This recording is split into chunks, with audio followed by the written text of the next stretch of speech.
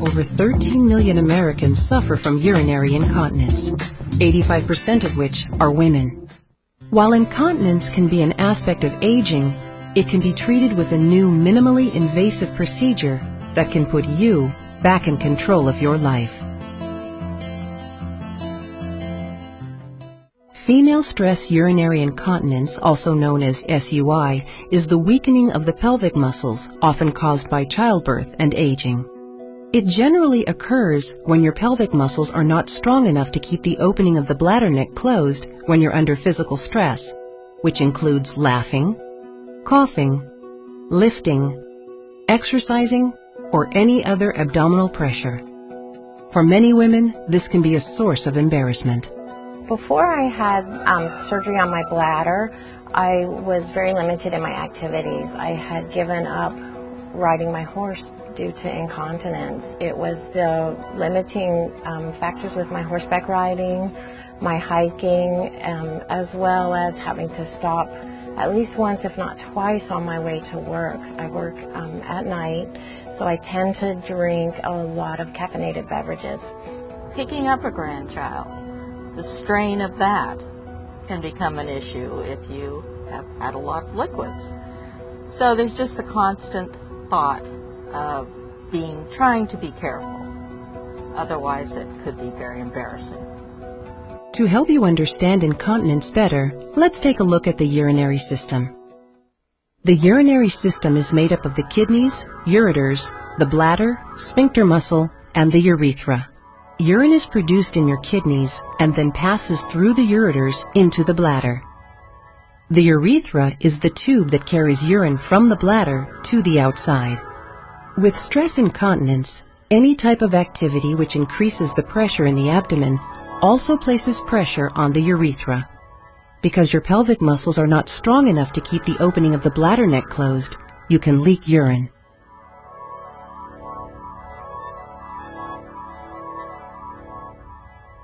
The sling is used to provide support to your bladder neck and urethra. The sling is made from a permanent biocompatible material called polypropylene. This material promotes the body to incorporate it with its natural tissue. This is essential to the long-term success of the sling. During the transobturator procedure, the physician will be placing a sling under your urethra. To place the sling, a small incision is made in the inner thigh of each leg. An additional incision is made in the vagina to allow the sling to be placed. When the sling is put in its desired position, it forms a cradle under your urethra, which provides support and corrects stress incontinence. Your doctor will discuss with you the preferred anesthesia that will be used for you during this procedure. On the day of the surgery, which was on an outpatient basis, I arrived at the hospital at 12:30. By 4 o'clock, my friend drove me back home. There really was nothing at that point to recover from. I felt completely comfortable, nothing hurt. I had picked up some pain pills the day before, but didn't need them at all. And so recovery wasn't really an issue. After the procedure, I felt great. I had no complications. I was able to get up and walk without pain. In fact, the only pain that I had during the whole recovery was a coffee headache, because I had not been able to drink coffee for 12 hours before my surgery. For 4 to 6 weeks, you should avoid heavy lifting, avoid sexual intercourse, refrain from exercise or excessive movement that would apply pressure to your abdomen. Your physician will be able to provide you with more specific details about your individual recovery process. I was very careful to follow my doctor's instructions, and I did no lifting. It was important to let the tape scar in, and that was a big part of the healing process. And I really wanted this procedure to work and be successful, so I was very careful to follow my doctor's instructions. Your doctor may recommend that you use medication or other management products and will provide you with details regarding your post-operative care. Please follow your physician's directions closely. Even though you may not be feeling any pain from your procedure, you still have to let your body heal properly from the surgery and to allow the sling material to incorporate properly with your body's natural tissue.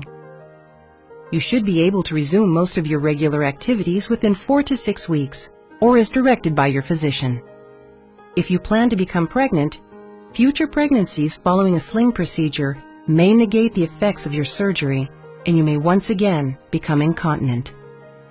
If you experience any problems after a surgery, you should contact your physician immediately. Symptoms may include high temperature, excessive swelling, or a painful red or inflamed surgical area.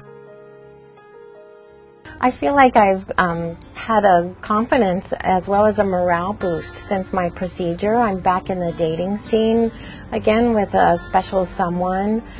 This surgery has really given me my life back in a lot of ways. I've been able to resume all of my activities from before.